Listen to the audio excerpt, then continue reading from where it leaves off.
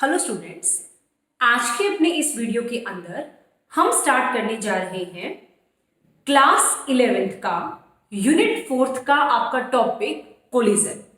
ये जो आपका टॉपिक है ये बहुत ज्यादा इंपॉर्टेंट है आपके पेपर के पॉइंट ऑफ व्यू से।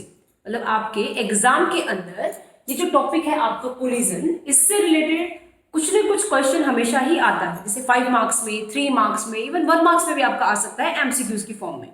So let us start one important topic of class 11th, that is collision। तो आज के अपने इस लेक्चर के अंदर, इस क्लास के अंदर हम सीखेंगे कि आपका कोलिजन क्या होता है, टाइप ऑफ कोलिजन कौन कौन से हैं, कोलिजन कितने टाइप का होता है, और एक अपना मैथमेटिकल डेरिवेशन करेंगे elastic collision in one dimension. आपका 2D में भी होता है, लेकिन आज के इस लेक्चर में जस्ट हम कवर करेंगे 1D को। तो let us start with definition of collision। Actually collision क्या है, एक सिंपल कोई अगर इंग्लिश का हिंदी मीनिंग देखें तो कोलिजन होता है टकराव। यस, बिल्कुल आपने ठीक सोचा, इंटरेक्शन, राइट। तो फिजिक्स की लैंग्वेज में ये जो वर्ड है आपका कोलिजन, इसका क्या मीनिंग है, तो मैंने आपका बोर्ड पे लिखा है। ये आपका है इंटरेक्शन जो किसी बॉडीज का हो सकता है, जो किसी पार्टिकल का हो सकता है, किसी भी चीज का हो सकता है, जिसकी वजह से, इस इंटरेक्शन की वजह से जो पार्टिकल्स हैं, जो बॉडी हैं, अगर उनके डायरेक्शन में, उनके मैग्नीट्यूड में चेंज आए, वो किस चीज में, वेलोसिटी में, दो बॉडी आपस में इंटरेक्ट कर रही हैं, इंटरेक्शन की वजह से अगर उनकी वेलोसिटी में चेंज आए, सपोज उनकी वेलोसिटी का मैग्नीट्यूड चेंज हो जाए, उनकी वेलोसिटी की डायरेक्शन चेंज हो जाए, मतलब डायरेक्शन आफ्टर कोलिजन चेंज हो जाए, तो दोनों ही केसेस में जो होगा उसको आप बोलेंगे कोलिजन। अब आपका कोलिजन होता है 3 टाइप का, जो कि मैंने आपको मेंशन किया हुआ आपके बोर्ड पे टाइम को सेव करने के लिए। जैसे नंबर 1 आपका है परफेक्ट इलास्टिक कोलिजन, नंबर 2 आपका होता है इन इलास्टिक कोलिजन, और नंबर 3 आपका है परफेक्ट इन इलास्टिक कोलिजन। अब इसको 1 बाय 1 डिस्कस करते हैं। जैसा कि मैंने सबसे पहले आपका लिखा है, मेंशन किया है परफेक्टली इलास्टिक कोलिजन।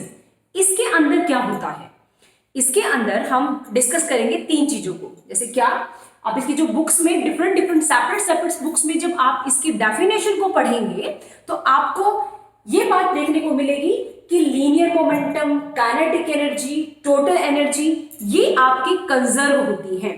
तो मैंने उसी बेसिस पे तीनों को आपका डिफरेंशिएट किया है। Like linear momentum, kinetic energy और टोटल मोमेंटम, तीनों केसेस में क्या क्या होगा वो मैं डिस्कस करती हूँ। तो लेट अस स्टार्ट।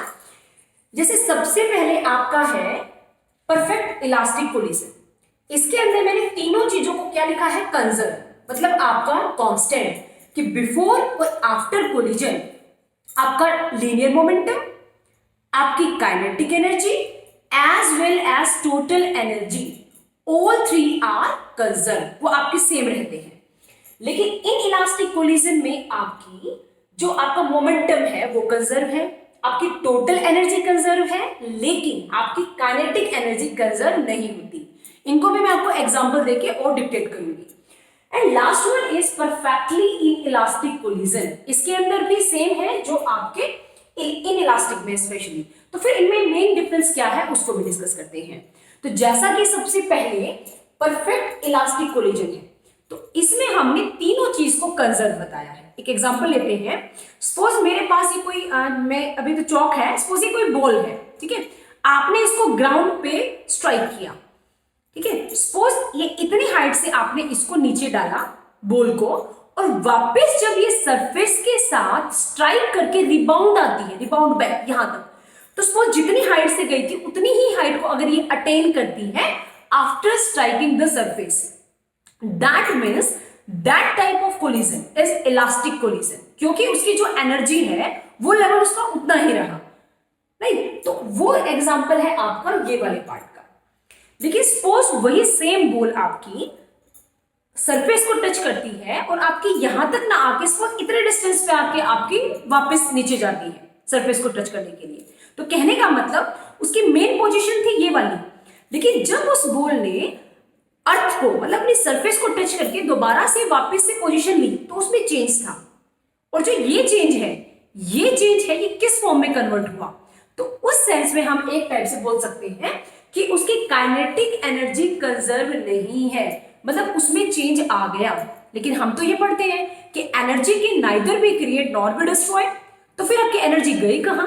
तो एनर्जी आपकी एक फॉर्म से दूसरी फॉर्म में कन्वर्ट हो गई।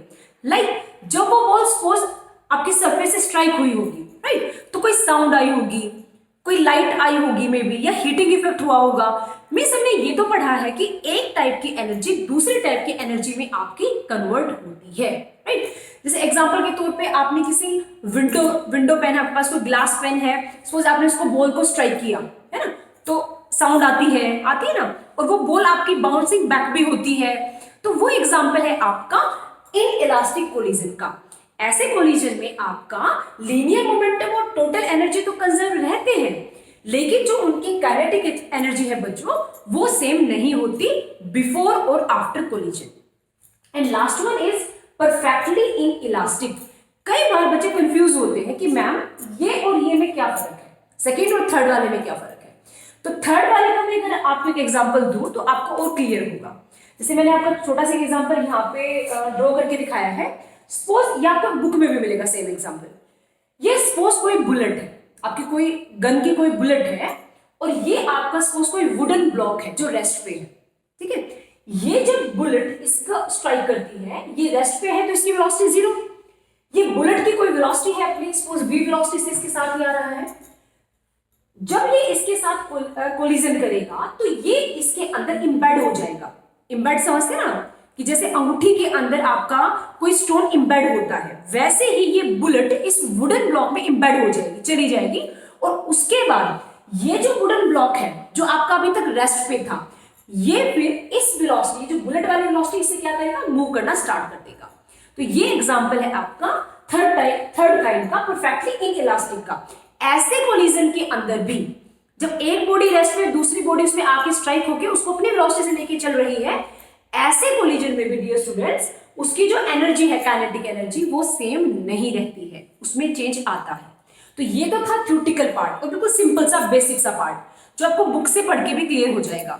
अब इसका जो अगला पार्ट है वो है इलास्टिक कोलिजन वन डायमेंशन में कैसे डील करें।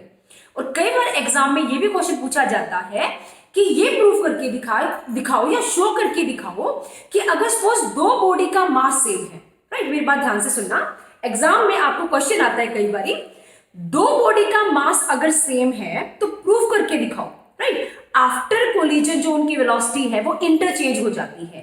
तो ये क्वेश्चन का आंसर भी मैं अभी आपको देने जा रही हूं। So wait a minute. So students start करते हैं mathematical part of elastic one dimensional collision. यहां पे हमारे पास सपोज दो ऑब्जेक्ट हैं A and B. Velocity of A is u1, velocity of B is u2, mass of A is m1 and mass of a2 is m2। ये सारा है before collision. At the time of collision ये दोनों आपस में क्या करेंगे, collide. And उसके बाद आफ्टर कोलिजन मास किसी भी पार्टिकल का, किसी भी बॉडी का चेंज नहीं होता, इसलिए मास आपका सेम रहेगा m1 एंड m2। लेकिन वेलोसिटी में आफ्टर कोलिजन चेंज आएगा। तो हमने वेलोसिटी यहाँ पे u1 और u2 से रिप्रेजेंट की थी, तो यहाँ पे हम v1 और v2 से उसको रिप्रेजेंट करेंगे। अब नेक्स्ट थिंग क्या है, कैसे स्टार्ट करें टॉपिक को, क्योंकि इलास्टिक कोलिजन है तो हमने पढ़ा है कि इलास्टिक कोलिजन में आपकी तीन चीजें कंजर्व रहती हैं, लाइक टोटल मोमेंटम, आपकी काइनेटिक एनर्जी, आपकी टोटल एनर्जी। तो उसी से स्टार्ट कर रहे हैं हम। सबसे पहले क्या लिखा है बोर्ड पे, total linear momentum of the system before collision. Collision से पहले अगर आपके पास दो बॉडी है तो आप दो बॉडी का लिखेंगे, तीन है तो तीन का, चार है तो चार का, जितने भी आपके पास ऑब्जेक्ट पार्टिकल बॉडीज हैं आप उन सब का लीनियर मोमेंटम निकाल के सम कर देंगे। अपने पास दो है भी फिलहाल, तो इसीलिए हमने दो का जो बिफोर कोलिजन होगा momentum m1 u1 plus m2 u2 हमने लिखा। ऐसे ही फिर हमने मेंशन किया है total linear momentum of the system after collision. After collision दोनों का क्या होगा सब, m1 v1 plus m2 v2, जो कि अपने यहां लिखा गया है, राइट। उसके बाद आपका है according to the law of conservation of linear momentum. Conservation का लॉ क्या कहता है, ये सेम टॉपिक आपका 9th क्लास में भी था प्यारे बच्चों, अगर आपको ध्यान है तो 9th क्लास में भी हम ये पढ़ के आ चुके हैं, इसमें कुछ भी नया नहीं है। नया जो होगा वो इसके स्पेशल केस में है, राइट, जो हम 9th क्लास से 11th क्लास में डिफरेंट पढ़ने जा रहे हैं। अब तक का ये सेम आपने 9th क्लास में भी रीड किया है, स्टडी किया है आपने। तो according to this law, linear momentum before collision is equal to linear momentum after collision. यहां से आपने 2-3 स्टेप किए हैं, जैसे यहां पे और यहां पे आपका m1 था तो हमने m1 को एक साइड किया, m2 वाले टर्म को सेकेंड साइड किया। नेक्स्ट स्टेप में इन दोनों टर्म्स में से m1 को कॉमन लिया और इधर से हमने m2 को कॉमन लिया। ऐसा करके हमने इसको इक्वेशन नंबर अपनी फर्स्ट बना दी। जैसा अब हमने लीनियर मोमेंटम को कंजर्व किया है, ऐसे ही हम काइनेटिक एनर्जी को अब कंजर्व करेंगे अपने अगले स्टेप में।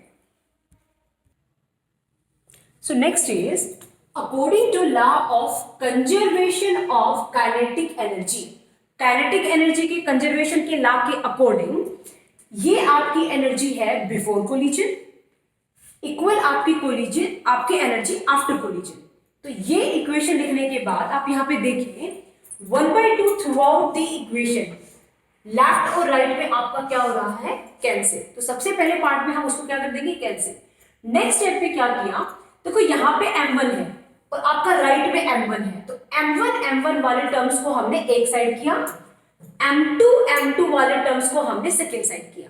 ऐसा करने के पीछे का पर्पस है कि हम इन दोनों में से m1 को कॉमन लेना चाहते हैं, इन दोनों में से हम m2 को कॉमन लेना चाहते हैं, जो कि हमने किया।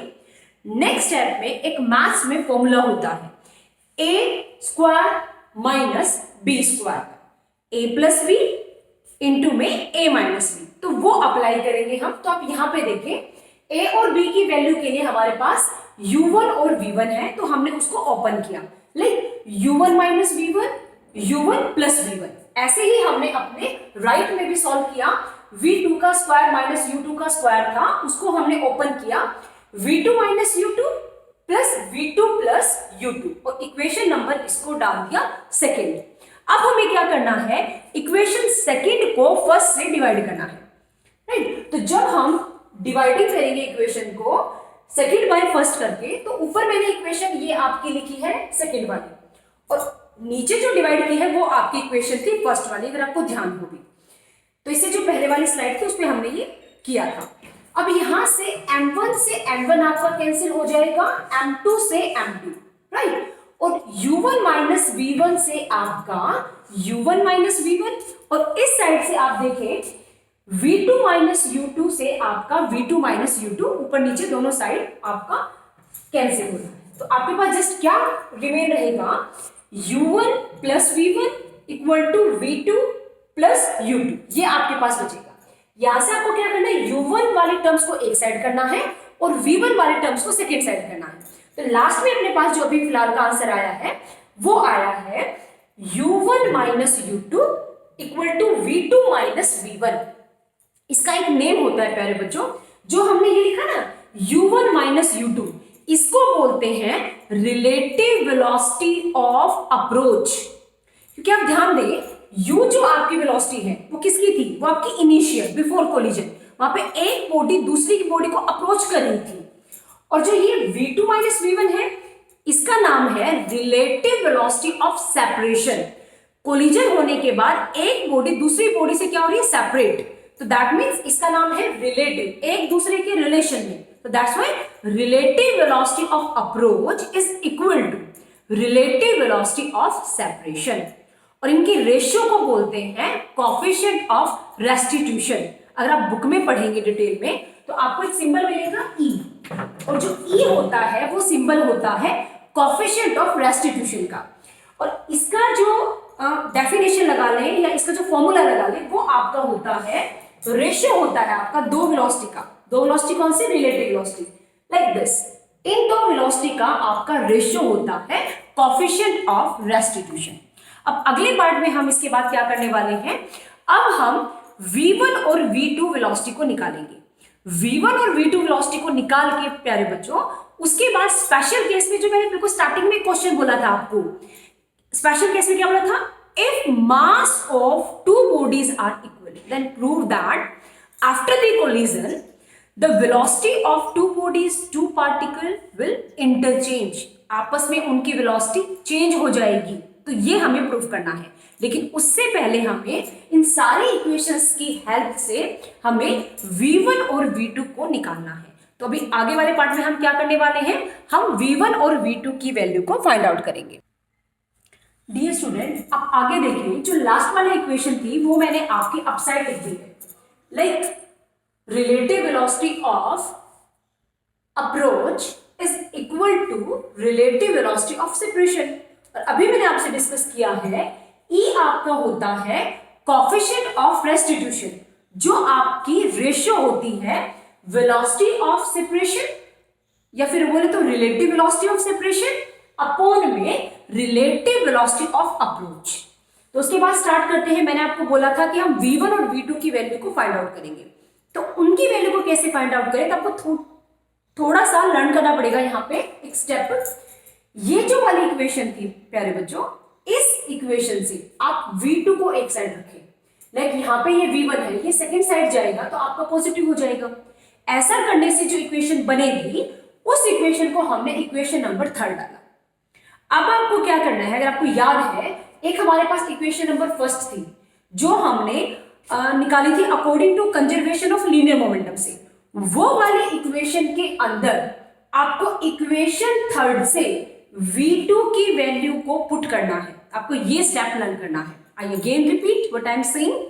इक्वेशन 1 थी जो हमारी, उस इक्वेशन में आपको v2 की वैल्यू को पुट करना है। और कहां से पुट करना है, ये जो आपका लास्ट आपकी इक्वेशन आई थी ना, जहां पे आपने वेलोसिटी सेपरेशन और अप्रोच वाले को इक्वल किया था, वहां से v2 की वैल्यू को उठा के आपको उस फर्स्ट में पुट करना है v2 की वैल्यू को।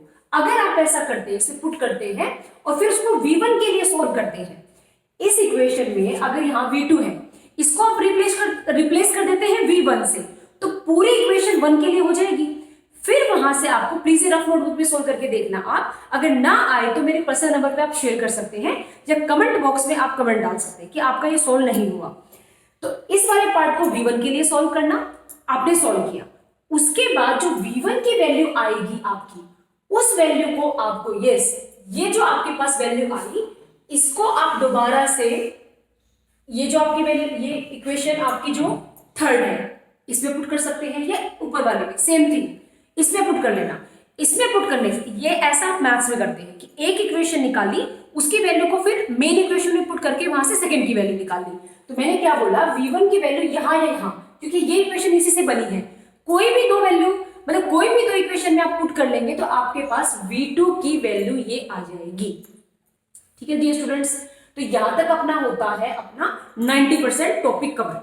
अब लास्ट एक जो बात थी उसमें क्या था आपका, स्पेशल केस में if mass of two bodies are equal, तो मैंने m1 m2 को m मान लिया। अगर हम m1 m2 को m मानते हैं, तो आप एक बात ध्यान दें, v1 और v2 में जहां जहां पे आपका m1 और m2 है, दोनों में आप m पुट करना, उसको सोल्व करना। सोल्व करने के बाद आपके पास यहां देखिए, जो v1 है उसकी वैल्यू जस्ट आपकी आएगी u2 के इक्वल, और जो आपकी v2 है वो आपके पास आएगी u1 के इक्वल, इंटरचेंज हो जाएगी वैल्यू।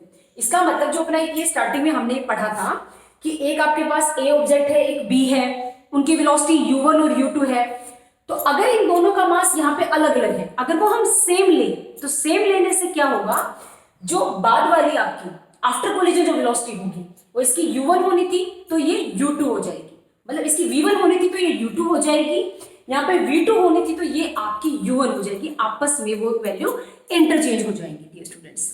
सो यहाँ तक अपना ये जो क्वेश्चन है वो कंप्लीट होता है पूरा, जो हमने डिस्कस किया था स्टार्टिंग में।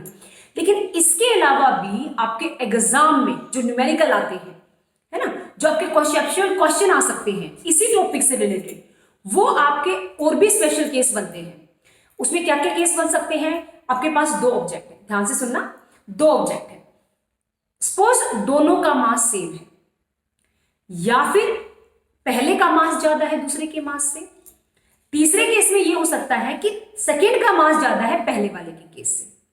या आपका ये भी केस बन सकता है कि दो ऑब्जेक्ट में एक आपका ऑब्जेक्ट रेस्ट पे है और दूसरा आपका मोशन में है, तो ये भी आपके सेपरेट सेपरेट केसेस बनेंगे जो भी हम डिस्कस कर लेते हैं, ताकि आपका कंप्लीट टाइप से ये जो टॉपिक है आपका सिंगल टॉपिक वो हर टाइप से कवर हो जाए, कि बोर्ड एग्जाम में या फिर आपके सिंपल स्कूल के एग्जाम में या कॉम्पिटेटिव एग्जाम में इस टॉपिक से रिलेटेड कोई भी क्वेश्चन अगर आता है तो आप उसको कवर कर सकें। राइट स्टूडेंट, और एक और बात, इलास्टिक कोलिजन में एमसीक्यूज आता है कई बार, ये जो ई है इसकी वैल्यू पूछी जाती है बेटा, इलास्टिक कोलिजन के लिए कोएफिशिएंट ऑफ रेस्टिट्यूशन की वैल्यू क्या होती है, तो वो 1 होती है प्यारे बच्चों, हमेशा याद रखना इस बात को। तो अभी स्टार्ट करते हैं इसका लास्ट और इसका स्पेशल केस, जिसको मैं बोलूंगी 3 सब स्पेशल केस, क्योंकि स्पेशल केस यही है। राइट, इसके 3 सब स्पेशल केस क्या क्या बनते हैं उसको डिस्कस करते हैं।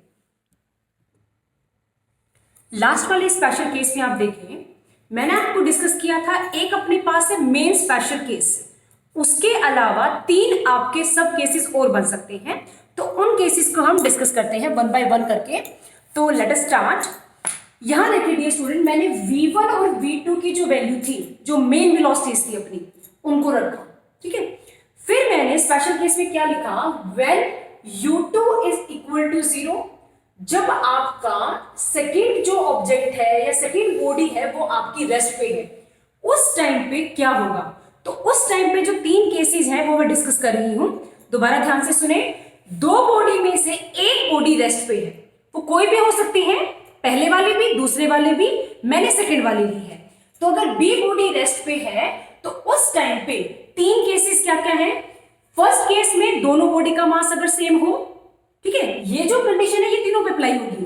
तीनों केस में सेकंड आपका ऑब्जेक्ट रेस्ट पे है, ठीक है, जो सेकंड वाला है, लेकिन उनका मास तो अलग अलग हो सकता है ना। जैसे पहले केस में दोनों बॉडी, जो बॉडी मोशन में है और जो बॉडी रेस्ट पे है, दोनों का मास सेम है, ठीक है। सेकंड वाले केस में सपोज जो बॉडी रेस्ट पे है उसका मास कम है, वो लाइट वेट की है, और जो बॉडी मोशन में है उसका मास ज्यादा है।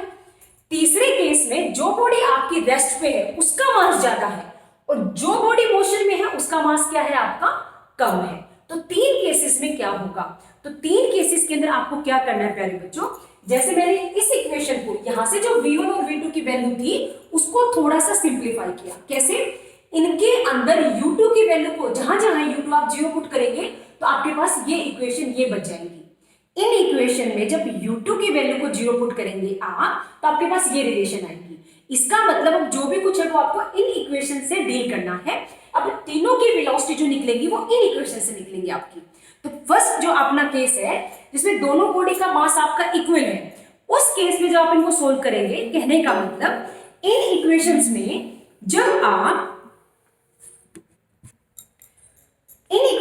जब आप दोनों को मास को इक्वल पुट करेंगे तो v1 की वैल्यू आएगी 0 और v2 की वैल्यू आएगी पहले जितनी। इसका क्या मीनिंग है, इसका ये मीनिंग है प्यारे बच्चों कि जो पहला पार्टिकल वो रेस्ट पे आ जाएगा, और जो रेस्ट पे था वो अब पहले वाले पार्टिकल की वेलोसिटी से मूव करेगा। आप इससे ये समझ सकते हैं फिजिकली। सेकंड में जब आपकी हैवी बॉडी है वो मोशन में है और जो रेस्ट पे है वो लाइट है, ऐसे पार्टिकल में सपोज जैसे आपके पास ये बॉडी बी है, ठीक है, ये कोई भारी भरकम है, मास m1 ज्यादा है m2 से, और ये इसके साथ स्ट्राइक करेगा, तो जो v1 है वो किसके इक्वल हो जाएगी, u1, और जो v2 है वो 2 टाइम u1 हो जाएगा। सपोज ये वाला मास u1 वेलोसिटी से आ रहा था, ये रेस्ट पे था अपना, जब ये इससे स्ट्राइक करेगा तो ये रेस्ट वाला इसकी जो वेलोसिटी है उससे डबल वेलोसिटी से अब की बारी मूव करना स्टार्ट कर देगा। इसका ये मीनिंग है। और लास्ट वाले में क्या है, सपोज आपके पास जो हैवी चीज है जो बी है वो आपकी किस पे है, रेस्ट पे, और जो स्मॉल चीज है आपकी वो मूव कर रही है u1 वेलोसिटी से, ए जो है आपकी। अब जो ये हैवी चीज जो रेस्ट पे है, इसको जब एक लाइट वेट की बॉडी स्ट्राइक करेगी तो हैवी का तो कुछ नहीं होएगा इफेक्ट, हैवी की वेलोसिटी तो सेम रहेगी, मतलब 0, v2 तो क्या रहेगा 0, लेकिन ये जो ऑब्जेक्ट था छोटा सा, ये जब इसे स्ट्राइक करेगा तो वापस में नेगेटिव का क्या मीनिंग है, स्ट्राइक करके इसकी डायरेक्शन तो हो जाएगी रिवर्स, लेकिन मैग्नीट्यूड क्या रहेगा, सेम, इसलिए आंसर है -u1। आप इसको यहां से टैली करें। तो डियर स्टूडेंट, ये आपके 3 सब केसेस थे। तो इस टाइप से ये पूरा टॉपिक आपका कंप्लीट होता है। आई होप आपको ये अच्छे से क्लियर हुआ होगा। So thank you very much students, take care, stay home, stay safe.